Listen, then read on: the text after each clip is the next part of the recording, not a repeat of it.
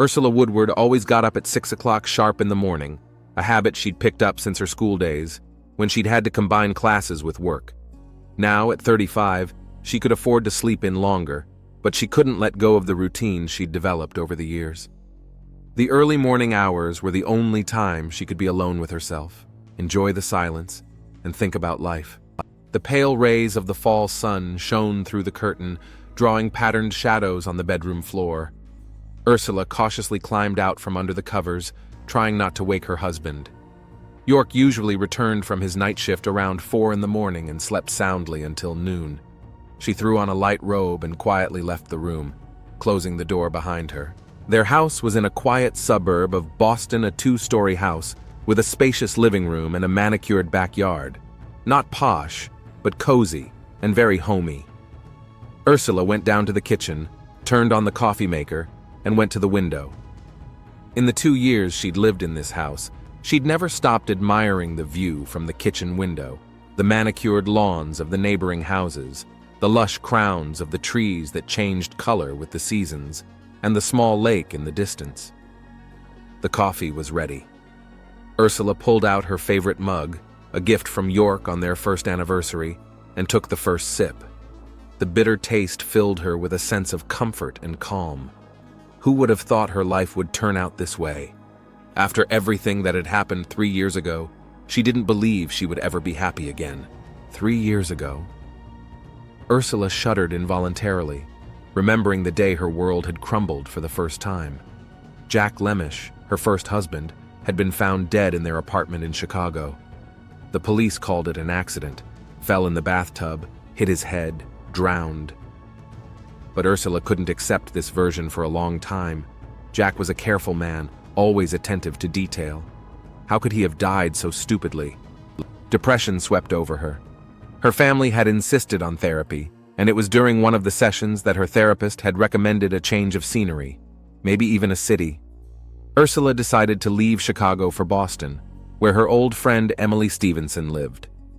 Emily helped her get a job at the furniture store Comfort and Style. Not a godsend, but she liked to help people create comfort in their homes. That's where she met York.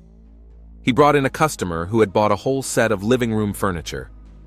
Ursula remembered how York waited patiently while the paperwork was being processed and then offered her his card. "If you need a cab, call him directly. It's cheaper." She called 2 weeks later when she needed to get to a restaurant across town where Emily was having a party to celebrate her promotion. York proved to be an attentive and unobtrusive conversationalist. Although he was 6 years younger, he had a sense of groundedness and dependability that Ursula had missed since Jack's death. She noticed York's frequent glances at her in the rearview mirror, but she didn't say anything. She was pleased to have his attention. When they arrived at the restaurant, York refused to take the money.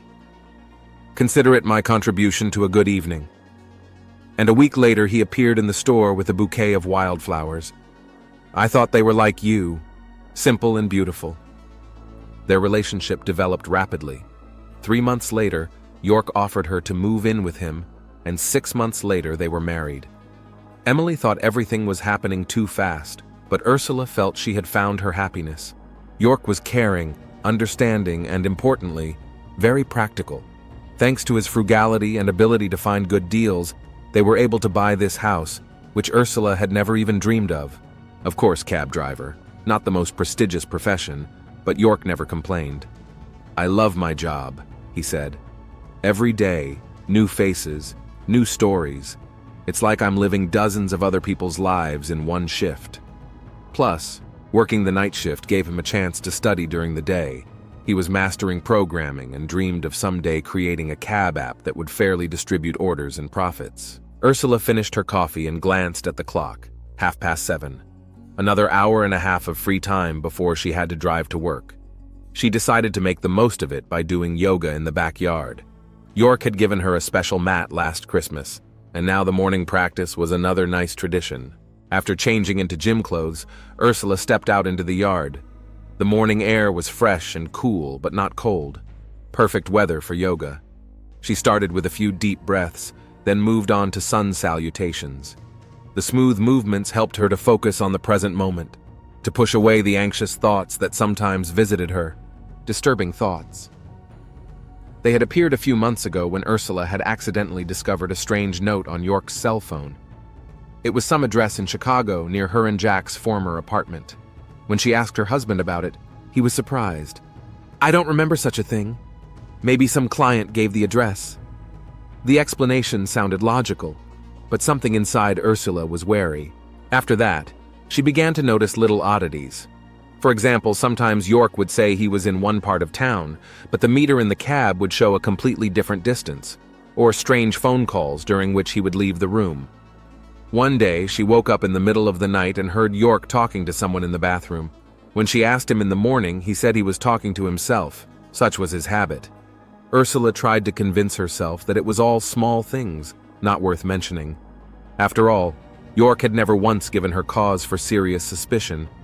He always came home after his shift, didn't drink, didn't gamble, didn't flirt with other women, at least not in front of her. He was still attentive and caring, always interested in her affairs and mood. After finishing her workout, Ursula returned to the house. She took a shower, dried her hair, and chose an outfit for work. A dark blue dress and comfortable low-heeled shoes. She had to move around a lot in the store, and high heels would be sheer torture. Before leaving, she glanced into the bedroom. York was sleeping soundly, hugging her pillow. That made Ursula smile. He always did that when she wasn't around. She carefully closed the door and went downstairs. At work, the day went as usual. A few clients, a new furniture delivery, lunch with coworkers. Ursula loved her job for the opportunity to help people create comfort in their homes. She especially liked working with young couples who were just starting their lives together. Their enthusiasm and hopes for the future always energized her with positivity. Around 5 p.m., York called, "Hey, sunshine, how was your day?" They talked about work for a bit. Then York said he was finishing up his studies and was going to drive to his shift. "Today is our special day, remember? Anniversary. I've got a surprise for you. Don't plan anything for tonight. Love you." Ursula confessed her love to him too, and hung up, feeling a warm wave of tenderness. Wedding anniversary. Exactly 1 year since they had become husband and wife. Ursula remembered every detail of that day, the small ceremony in the city park, the white dress Emily had helped her choose, York's nervous excitement as he put the ring on her finger. They did not organize a lavish celebration, only close friends, a quiet dinner in a restaurant overlooking the harbor. But it was this simplicity and sincerity that made that day special. Upon returning home, Ursula found a bouquet of her favorite lilies on the kitchen table and a note. "Meet me at 7 at our special place. Wear something dressy. Love, Y." She knew the place in question, the small restaurant by the lake where they had celebrated their engagement. Ursula decided to wear the new dress she had bought last week. Dark red, open-shouldered, elegant, and festive. She spent a long time choosing jewelry and decided on a simple silver necklace with a small sapphire, a gift from York for their 6-month anniversary. At 7:30, the cab was already taking her to the lake. The restaurant greeted her with soft candlelight and soft music. York was waiting at a table by the window, overlooking the water. When he saw his wife, he stood up and kissed her hand, a gesture she had always found both old-fashioned and very romantic. Dinner was lovely. They recalled amusing moments of the past year, shared plans for the future. After dessert, York handed her a small box. "Happy anniversary, my love." Inside was a thin gold bracelet with a small pendant in the shape of a key. "The key to my heart," York explained. "It has always been yours, from day one." Ursula had also prepared a present, expensive cufflinks that York had wanted for a long time.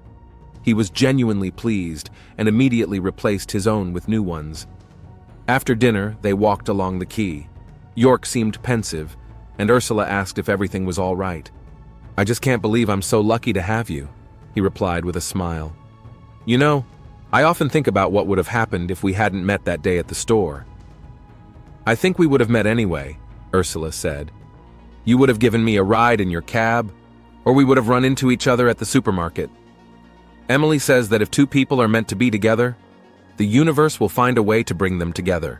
York tensed a little at the mention of Emily, but quickly smiled. "Your friend is wiser than she seems." I guess we really should have met. When they got home, York offered to open a bottle of champagne. They sat in the living room, making plans for the future. York talked about his app, how they could move to a bigger house, maybe even have a baby in a year or two.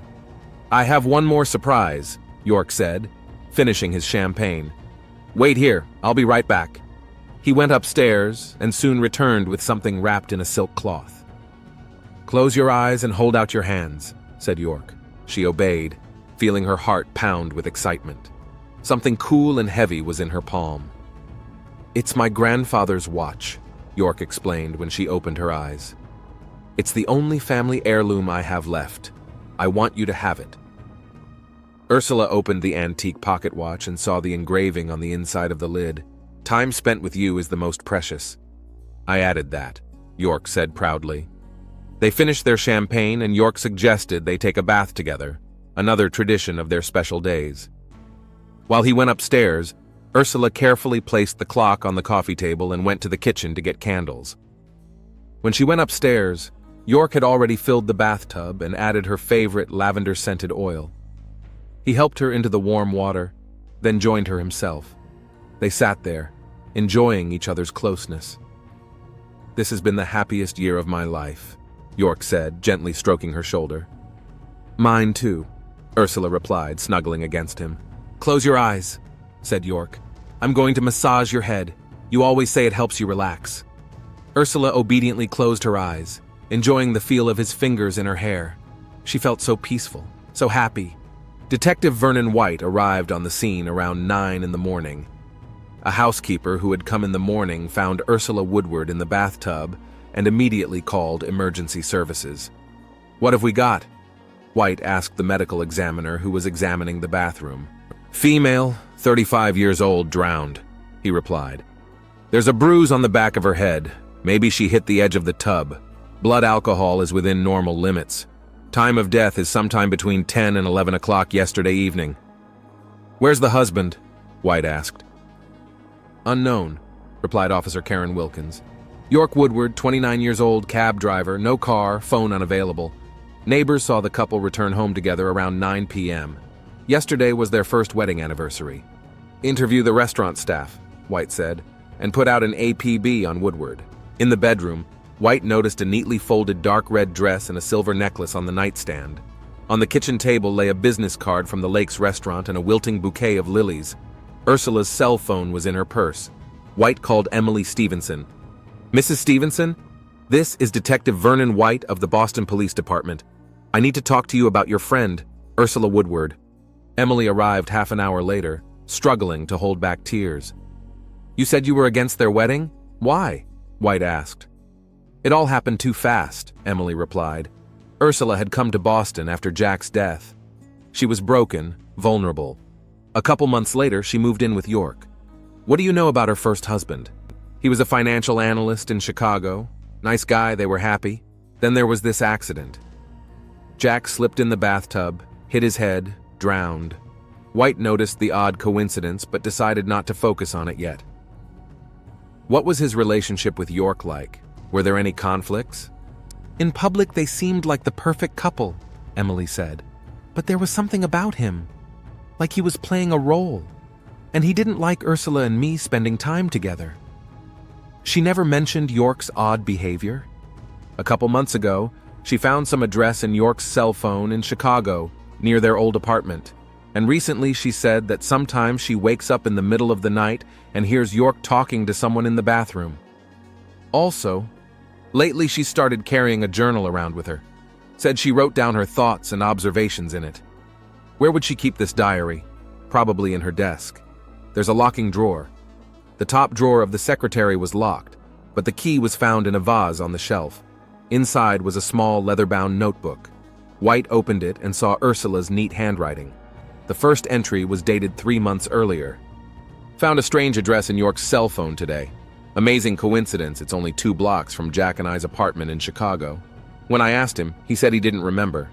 Strange, York usually remembers everything in great detail. Detective Vernon White sat at his desk, carefully rereading Ursula Woodward's diary entries. Outside his office window, a fine autumn rain was drizzling, drops dripping down the glass, distorting the view of the police parking lot.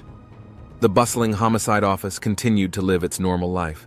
Phones ringing, conversations, keyboards clacking. But White didn't seem to notice it, completely immersed in thoughts of the dead woman. Yesterday, I saw York sitting in the car in front of the house talking on the phone for a long time. Read one of the last entries, made 2 weeks before Ursula's death. When I asked who he was talking to, he said he was talking to the dispatcher. But why the need to stay in the car? He used to always talk to the dispatcher on the radio, not on the phone. Another entry earlier. York insisted I change insurance companies. Said he found a better deal. He did it all himself, just needed my signature. The death benefit goes to him. That's normal for a married couple, but why do I feel anxious? White closed the journal and rubbed his eyes. Day 3 of the investigation, and they still hadn't found York Woodward. His cab was found abandoned in the bus station parking lot. Security cameras recorded Woodward boarding a bus to New York, but in New York, his trail was lost. He could have been anywhere by now, on another bus, on a train, on a plane. Detective, Officer Karen Wilkins knocked on the door. The toxicology results are back. White nodded, and she placed a folder with the report on the desk. Running his eyes over the page, the detective frowned. Traces of sleeping pills? He looked at Wilkins. In the champagne? Forensics says yes. The concentration is small, but when combined with alcohol, it could cause severe drowsiness and relaxation. Speaking of the bus. The driver confirmed that he took Woodward to New York, but didn't see where he went afterward. What about the finances? White asked. Woodward withdrew all the money from his account the day before the murder, $9,800 in cash. He had a gym bag with him, according to the bus driver. White leaned back in his chair, pondering the information. Everything pointed to a carefully planned murder and escape, but something was keeping him on edge. These coincidences, he muttered. The first husband drowned in the bathtub, now Ursula, and both deaths look like accidents or suicides. Do you think Woodward killed the first husband too? Wilkins seemed skeptical. But that was in another town, 3 years before they met. I want a full report on Jack Lemish's death, White said, standing up. Contact Chicago PD and find me the address from Ursula's diary, the one near their apartment in Chicago. I want to know what's in there. The officer nodded and walked out. White picked up the diary again. Something told him that the answers to all the questions were already here. He just needed to read them correctly. 2 hours later, White was meeting Emily Stevenson at a cafe near the police station. Ursula's friend looked haggard, dark circles under her eyes, pale skin. She nervously fidgeted with her napkin as the detective asked questions. You said Ursula moved to Boston right after her first husband died, White clarified. Why here? She didn't have many friends in Chicago. She and Jack had only moved there a year and a half before he died, Emily explained. We've been friends since high school. When this happened, I suggested that she move closer to me. Said I'd help her find a job, I'd be there for her. How did she meet York? Did she give any details? Emily thought for a moment, sipping her coffee. He brought a client to the store where she worked. They got to talking. He left her his cab card, and then she called him when she needed a ride to my party, and he gave her a free ride, you know? Said it was his contribution to a good night. You didn't think that was weird? A cabbie who refuses money? Then no, Emily shrugged. He was very charming, attractive, confident, with a great sense of humor. Ursula immediately became animated around him, and her back then. She was like a shadow, you know. It was less than a year after Jack's death, and she still hadn't come to her senses. When did you start to notice that something was wrong? Emily set her cup aside and looked out the window. The rain intensified, and passers-by hurried down the street, covering themselves with umbrellas and newspapers. When they moved in together, she said finally, it happened too fast. And then, York began to isolate her somehow. It wasn't subtle, but I could feel it. He was always finding reasons why she couldn't stay with me, why she had to come home. Said he was worried about her safety, or that he was lonely without her. Did she ever mention that York was interested in her past? Chicago, first husband? No. Wait, though. Emily frowned. Ursula had once said that York had wanted to go to Chicago with her, to see the places she'd lived before.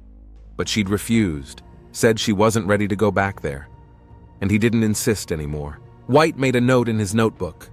The mosaic was slowly coming together, but there were still key elements missing. Did York have friends? Someone he spent time with other than Ursula? I don't think so. He said he socialized with other cabbies, but he never named names, and I never saw him seeing anyone. What about his past? Did he tell Ursula where he was from, where he grew up, went to school? Emily shook her head. He said he grew up in foster homes, moved from place to place, that he had no real family. I think that's why Ursula was so attached to him. She wanted to give him something he never had. After talking to Emily, White went back to the station. On his desk was a folder with the report from Chicago on Jack Lemish's death. Next to it was the address Ursula had found on her husband's cell phone. It was a dry cleaner, Wilkins said, pointing to a printed photograph of a small building. Morrison's Express Cleaners, 2 blocks from the Lemish's former apartment. A dry cleaner? White asked, perplexed. Why would Woodward need the address of a dry cleaner in Chicago? Maybe he really just wrote it down for a customer like he told his wife, Wilkins suggested. But White shook his head.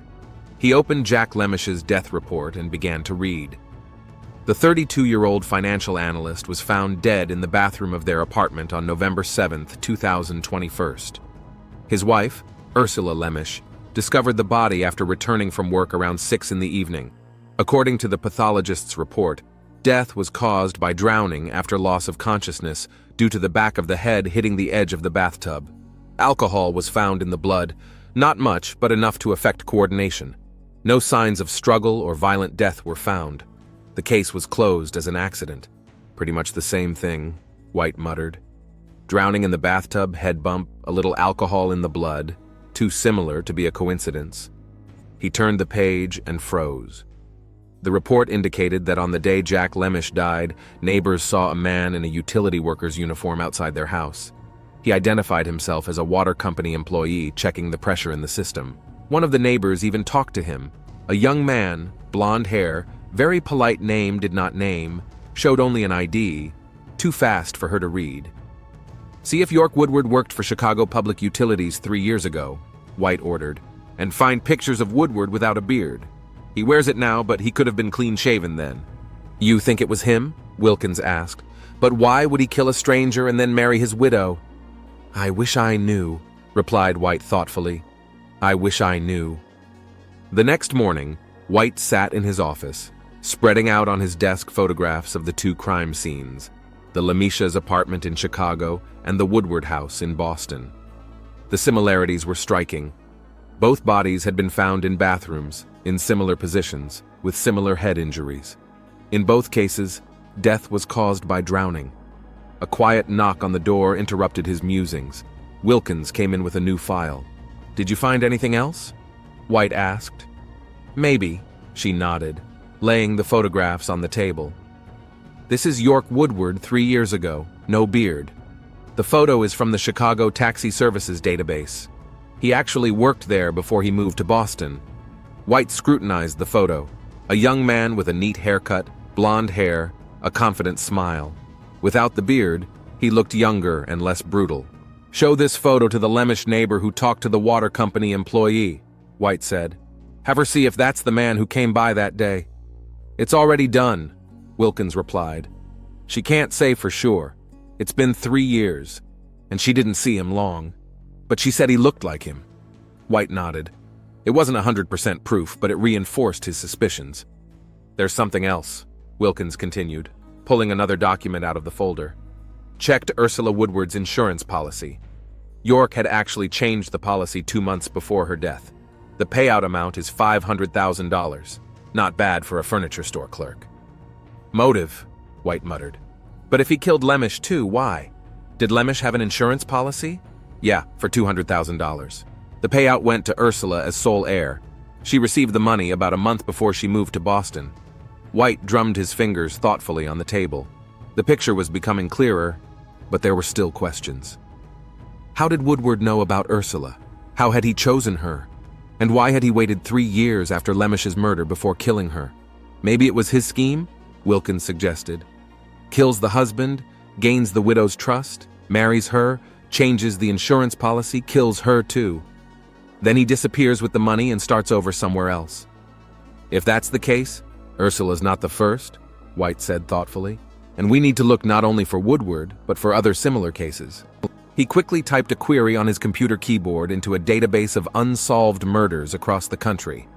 Search parameters: drowning in a bathtub, head bump, alcohol or sleeping pills in the blood. Victim was a woman in her 30s to 40s, death categorized as accident or suicide. Here, he said, as the results appeared on the screen. 3 cases in the last 5 years that fit the description: Seattle, Philadelphia, Austin. All the women are widows, all remarried shortly before they died, and all the husbands disappeared right after their wives died. Wilkins whistled. A serial killer? Looks like it, White nodded. A serial killer with a very distinctive signature. He doesn't just kill, he gains trust, creates the illusion of a perfect relationship. And then he disappears with the insurance money, Wilkins finished for him. You think he's acting alone? I don't know. Let's get full case files on all these cases. I want to see pictures of the husbands, descriptions, everything they have. While waiting for answers from other cities' police departments, White decided to talk to Emily Stevenson again.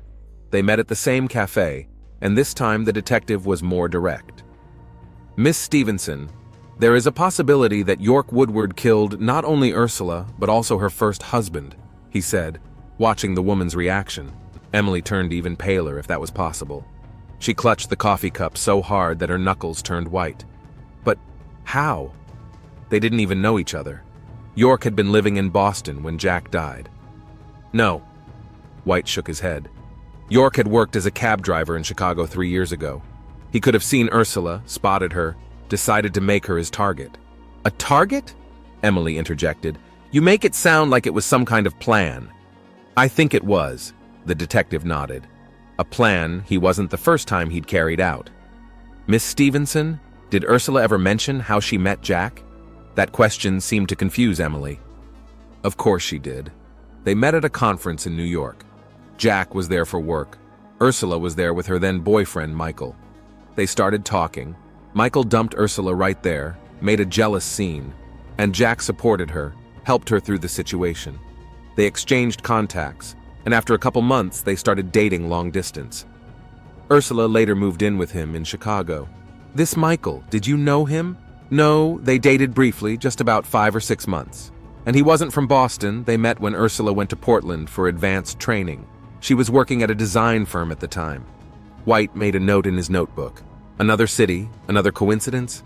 Had to check that one out too. Ursula said this Michael guy had insurance on her life?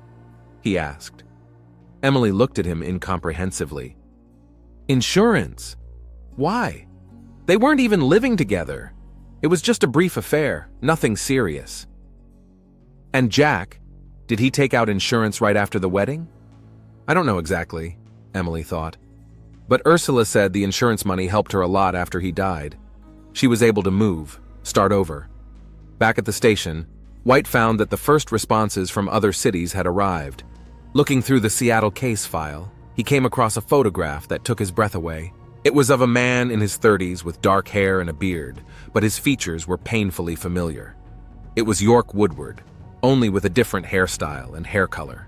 According to the case file, this man introduced himself as Alex Rayner, met Caroline Miller 6 months after her husband's death. They married 7 months into their relationship, and another year later, Caroline drowned in the bathtub, accidentally slipping while under the influence of alcohol. Alex Rayner disappeared immediately after her death, having withdrawn $40,000 from the account. The $300,000 insurance policy was never paid because the police began to suspect murder, but found no proof. White quickly looked up the cases from Philadelphia and Austin. Same pattern, same man, just with different names and slightly altered appearances. Robert Crane in Philadelphia, Daniel Foster in Austin. All the women were around the same age. All had recently lost their husbands before meeting the killer. He preys on widows, White said, showing the photos to Wilkins.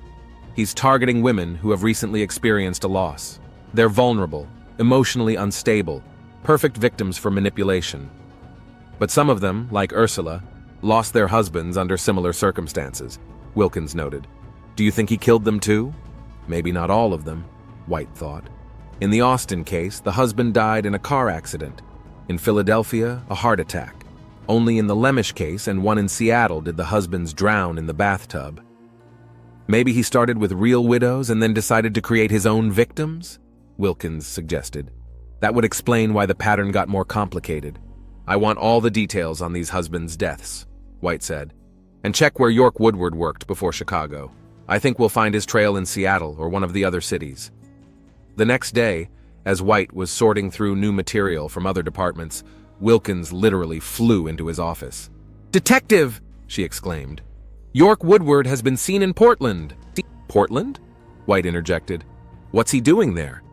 "I don't know, but the security cameras at the Grand Pacific Hotel picked up a man who looked a lot like him. He checked in under the name Michael Turner. Local P.D. quote, S already got a patrol out there." "Michael," White muttered. "Like Ursula's ex-boyfriend who was with her in New York when she met Jack." They looked at each other, simultaneously realizing the significance of this coincidence. "Do you think—" Wilkins began. "I think we need to find the woman that Michael Turner is dating right now," White replied, grabbing his jacket. "Because her husband may already be dead and she's next in line." An hour later, White was already at the airport, waiting for a flight to Portland. His phone rang. It was Wilkins. "Detective, there's an update from Portland," she said. "York Woodward, or Michael Turner as he calls himself, is indeed dating a local woman, Laura Kingsley, 34 years old. She is recently widowed. Her husband, Thomas Kingsley, drowned while fishing 2 months ago. The official story is that it was an accident." "Address! I want her address," White demanded. "Already given to the local police. They're sending a unit over there." "But, Detective," Woodward hadn't been apprehended yet. He left the hotel an hour before the police arrived. White cursed. It was a race against time, and he feared they were already running late. If Woodward suspected surveillance, he could speed up his plans or just disappear to start over somewhere else. Boarding for the flight had already begun, and White headed for the gate.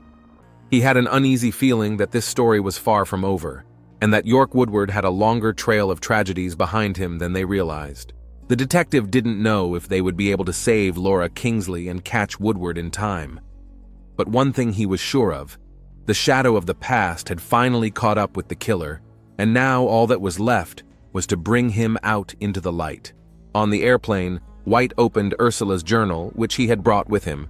He reread the last entry again, made 2 days before her death. "Tomorrow is our anniversary. York says he has a surprise.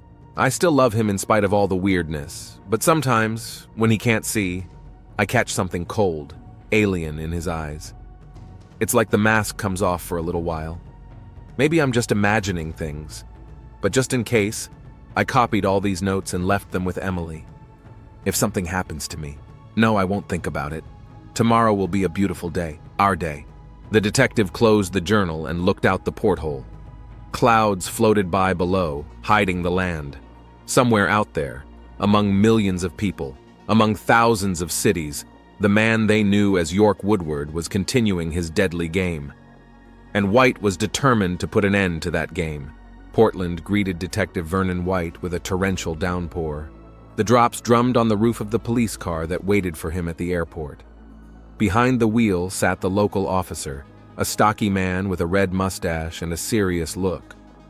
"Detective Wayne Ramirez," he introduced himself, shaking White's hand. "We found Laura Kingsley, and she's safe. But Woodward hasn't been apprehended yet." "What about the woman?" White asked, buckling up. "Scared but unharmed. Says she only met Michael 3 days ago. He started courting her pretty hard. When we showed her Woodward's photo, she confirmed it was him. The car moved off, splashing puddles. The city outside the window was shrouded in a gray shroud of rain, blurring the outlines of the buildings." "How exactly did they meet?" White asked. "At the cafe where she works as a waitress. Showed up there the day after Ursula Woodward died, according to the dates. Left a generous tip. Asked her out to dinner last night. She refused at first. Her husband died only 2 months ago, but he was very persistent. Typical pattern," White nodded. "He targets vulnerable women who've recently lost their husbands. He presents himself as someone who understands their grief, someone who can give them support. And then—" "You think he killed Kingsley's husband too?" Ramirez asked, glancing briefly at the passenger. "It's possible. How exactly did Thomas Kingsley die? Drowned while fishing on Haney Lake. The boat capsized. He couldn't get out because he got tangled up in his gear. His body was found 2 days later. The press covered it. It was a high-profile case. Kingsley was a well-known lawyer in town. And the insurance? White asked. There was for a large sum. Laura got paid a week ago. White nodded. Everything was coming together in a familiar pattern. Bait, hook, lure. If they hadn't intervened, in 6 months to a year, Laura Kingsley would be the next victim. Where is she now? The detective asked. Somewhere safe, under guard. We've placed her in the police chief's guest house. Only 3 people know the address, including me. Good, White nodded. I want to talk to her in person. Half an hour later, they pulled up to a small house on the outskirts of town. The rain had eased a little, but the sky remained heavy and gray. A uniformed policeman stood at the entrance, looking around carefully. Inside, White was met by Laura Kingsley, a thin woman with short dark hair and a worried look. They sat down in the living room, and White began asking questions, trying to speak as softly as possible. Miss Kingsley, please tell me how you met the man who introduced himself to you as Michael Turner. Laura nervously interlocked her fingers in her lap. It was 3 days ago. I work at Martha's Cafe. He came in the morning, sat at my table. He was very polite, ordered only coffee, but left a $20 tip. The next day he came again, and yesterday he handed me a note with a phone number and an invitation to dinner. Did he say anything about his background? Where he was from? What he did for a living? Said he was an IT consultant, could work remotely from anywhere. He moved to Portland just days after his divorce. Used to live in Seattle, then Vancouver. He has a slight accent, Canadian, I think. And about your family, your childhood? Laura wondered. He'd mentioned growing up without a father, that his mother was unstable, he said, that he'd had to grow up early to fend for himself on his own. He talked about it with a kind of, coldness, like he was telling someone else's story. White was taking notes, comparing the information to what he already knew. Woodward was careful, but he was still leaving traces. Little details that, if pieced together, could tell his real story. Was he interested in the circumstances of your husband's death? Laura tensed. Yes, he did. I told him how Tom died. He expressed his condolences, said something like, "Sometimes fate is unfair," and then... She stopped talking, frowning. Then what, Miss Kingsley? He asked if I'd gotten my insurance yet. I didn't think much of it. I thought he was just concerned about my financial situation. But now, it seems strange, doesn't it? White nodded. Another confirmation of motive. Was there anything else that struck you as odd about his behavior? Laura hesitated, fiddling with the pendant around her neck. He misspoke, called me by a different name, Caroline, I think. He quickly corrected himself, saying it was his ex-wife's name. He asked about Lake Haney, wanted me to show him the place where Tom had died. White looked at Ramirez. Caroline is the name of the Seattle victim. Miss Kingsley, I want to show you some pictures, White said, pulling out a clipboard. It's the same person, but with a different look. Different hair color, beard or no beard. Tell me, do you recognize any of them? He showed her photos of York from different cases, like Alex Reiner from Seattle, Robert Crane from Philadelphia. Laura scrutinized each photo, then nodded decisively. That was him, same eyes, same chin line, only the hair is different and the expression is colder, harder. The man you met is a serial killer. His real name is probably not even York Woodward. He changes identities as he moves from town to town, but the pattern is always the same. Find a woman who's recently lost her husband, gain her trust, marry her, and then kill her for insurance money. Laura turned pale, tears welled up in her eyes. Do you think, he killed Tom? We don't know for sure, White replied softly. But there's reason to believe so. In some other cases, he's killed husbands before approaching their wives. Laura covered her face with her hands, her shoulders shaking. Ramirez brought a glass of water, and White gave her time to recover. We need your help, Miss Kingsley, he said finally. This man is dangerous. He's already killed at least 6 people we know, and he will kill again if we don't stop him.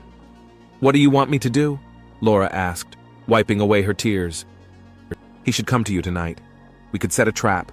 You'll call him, tell him everything's fine, invite him over as planned. We'll be there to keep you safe." Laura hesitated, clutching her water glass. "What if he suspects something? If he already knows you're here?" "Then we'll lose him," White admitted. "And he'll find a new victim somewhere else. It's a risk, I'll grant you. But we'll be with you every second. He can't hurt you." Laura took a deep breath, straightened up, and nodded. "I'll do it." The plan was simple. Laura would return to her apartment, call Michael and invite him to dinner as they had agreed. The police would set up surveillance outside and inside the neighboring apartment. As soon as Woodward shows up, he'll be apprehended. White personally checked every detail of the operation. 2 surveillance cars outside, a sniper on the roof of the opposite building in case Woodward tried to take a hostage, 4 plainclothes officers at various points around the house, and White himself with Ramirez in a neighboring apartment where they could hear everything going on through a thin wall. At 5 hours and 45 minutes, Laura made the call. The conversation was short. She said she was expecting him at 7, as they had agreed. Michael seemed relaxed, unsuspecting. Said he'd bring wine. "He'll come," White said when Laura finished talking. He didn't suspect a trap. Now all that was left to do was wait. Laura set the table, prepared dinner. The officers took up their positions. Every minute stretched like an hour. At 6 hours and 57 minutes, Ramirez's radio came to life. Subject sighted. Approaching the house from the east side on foot. Alone, no visible weapon. Holding a bag, presumably a bottle. White tensed. The moment of truth was near. He checked his gun again, even though he knew it was loaded and ready to use. "All units, stand by for my command," Ramirez said into the radio. "Don't spook him." At 7 o'clock sharp, the doorbell rang. Through the hidden cameras, White saw Laura take a deep breath, square her shoulders, and go to open the door. York Woodward stood on the doorstep, with a short haircut, no beard, wearing a dark jacket. He was holding a bottle of wine and a small bouquet of flowers. "Hello," he said with a smile. "I missed you today." Laura smiled back, gesturing for him to come in. "Me too. Come in. Dinner is almost ready." Woodward entered the apartment, looked around, a quick, almost imperceptible glance that White nevertheless noticed. Professional habit of checking the space for threats. "Smells wonderful," Woodward said, putting his arm around Laura's shoulders and kissing her cheek. "What did you make?" "Lasagna. You said you liked Italian food." "Yes, I did. You have a good memory." They went into the kitchen. Woodward put the wine on the table, put the flowers beside it. Laura got the glasses, the corkscrew. Everything seemed natural, casual, just an evening of 2 people who liked each other. Woodward opened the wine, filled the glasses. "To us," he said, raising his glass. "To new beginnings." Laura smiled, clinked her glass with his. White noticed that her hand was trembling slightly, but Woodward didn't seem to notice. "Tell me, how was your day?" he asked, sitting down at the table. "The usual," Laura answered, taking the lasagna out of the oven. "Shift at the cafe, shopping. And yours?" "I've been busy. Listen, I think I'm going to have to go away for a couple of days. Work demands it. A client in Seattle needs to meet in person." He paused. "Why don't you come with me? You could use a change of scenery." White tensed. Woodward planned to disappear, perhaps sensing danger, and he wanted to take Laura with him, either as cover or to get rid of her. "That would be great," Laura said after a short pause. "When do you want to go?" "Tomorrow morning. I've already booked the train tickets." He took a sip of wine. "We'll be good together, Laura. I can feel it." "Me too," she smiled, but her eyes remained serious. "Michael, can I ask you a personal question?" "Of course." He leaned forward, looking into her eyes. "Who is Caroline?" Woodward's face froze for a moment. Then he smiled, but the smile didn't touch his eyes. "I told you, she's my ex. Why do you ask?" "I just remembered you calling me by that name. I was wondering what happened to her." Woodward shrugged his shoulders. "We broke up. We didn't see eye to eye." He took another sip of wine. "Let's not talk about the past. I'm only interested in the future, our future." Laura nodded, but her gaze drifted to the wall behind where White and Ramirez were. It was almost imperceptible, but Woodward caught the movement. His eyes narrowed and he set his glass down slowly. "Is something wrong, Laura?" "Nothing's wrong," she answered hastily. "It's just, I thought I heard something. Behind the wall?" Woodward turned toward the wall, then looked at Laura again. Something had changed in his gaze. Coldness, calculation, wariness. "Who's there?" "No one," Laura laughed nervously. "Neighbors. Probably just—" Woodward stood up abruptly, knocking over his glass. The wine spilled over the white tablecloth like blood. "You called the police," he said quietly, almost in a whisper.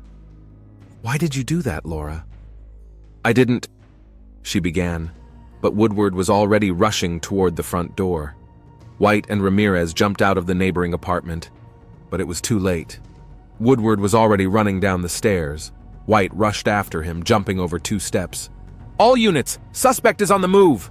Ramirez shouted into his radio as he followed White. "Intercept him at the exits!" Woodward ran out of the driveway and rushed toward the alley between the buildings. The rain had picked up again, turning the asphalt into a slippery mess. White saw the fugitive's figure flashing ahead, disappearing around the corner, then reappearing under the light of the street lamps. The chase continued for several blocks. Woodward looped through the narrow streets, jumped over fences, dived into passable yards. He obviously knew the city and had thought of escape routes beforehand. White was beginning to lag behind, the effects of years and lack of training. The radio in his hand wheezed with the voices of other officers trying to surround the fugitive. Suddenly there was a screech of brakes and a loud bang up ahead. White quickened his step and ran out into an open space, a small square with a fountain in the middle. Woodward was lying on the wet pavement, and a police car with its blinkers on was standing nearby. "He jumped out in front of the car," the officer behind the wheel explained. "I didn't have time to slow down." White walked over to Woodward and knelt down beside him. He was still alive, but breathing was labored. A thin trickle of blood trickled from the corner of his mouth. "York Woodward, or whatever your real name is," White said, leaning closer.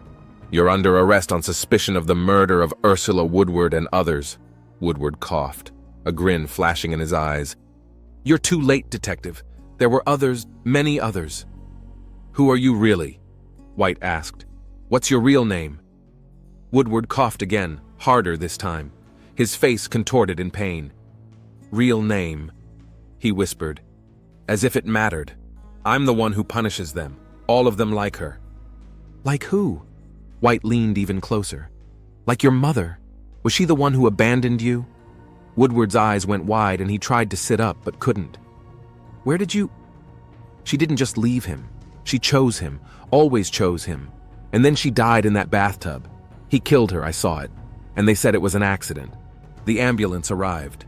The paramedics pushed White away, started administering first aid.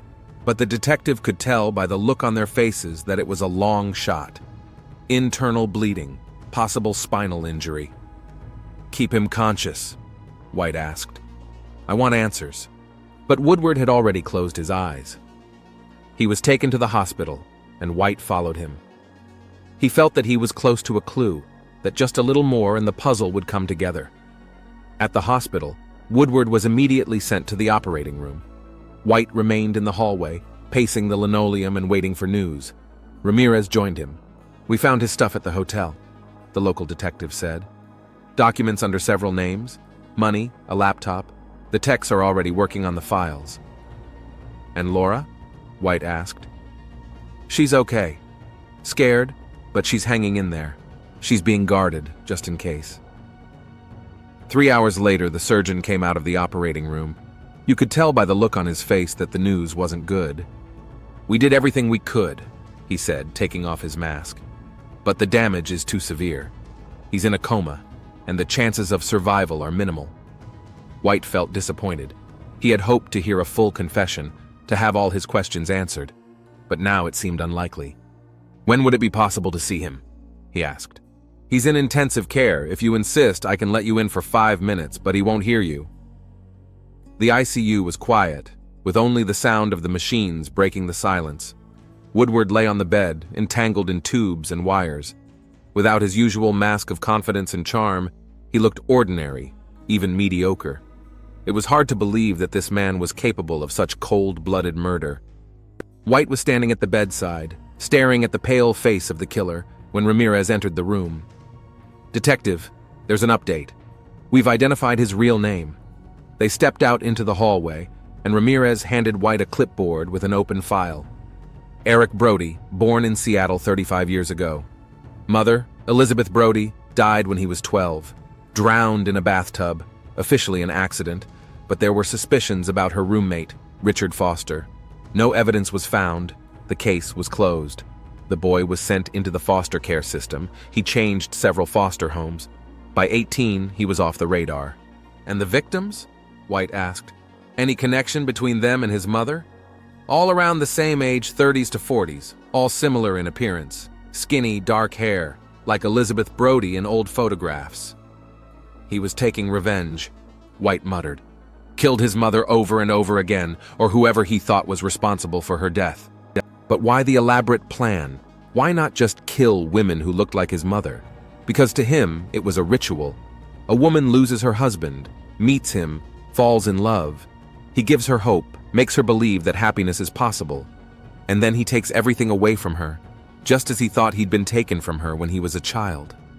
Ramirez shook his head. "How many victims do you think there are?" White sighed.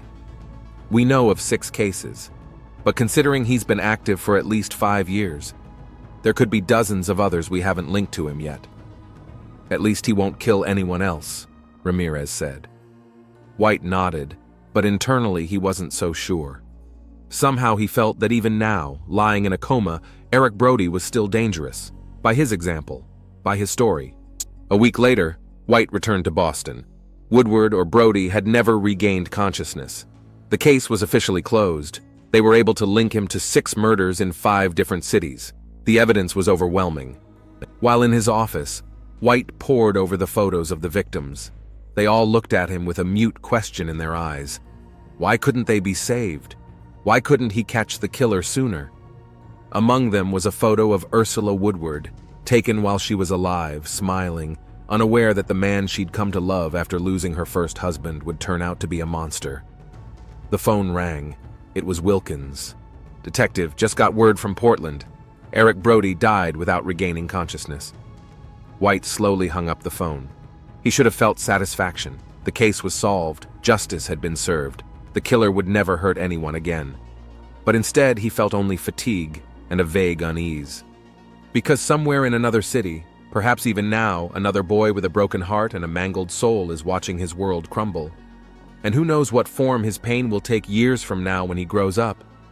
White closed the Eric Brody case file, but knew this case would keep him busy for a long time to come. Sometimes the worst monsters are the ones born out of childhood traumas, out of shattered lives and lost hopes, and no one knows how many of those monsters lurk among us, waiting to be discovered.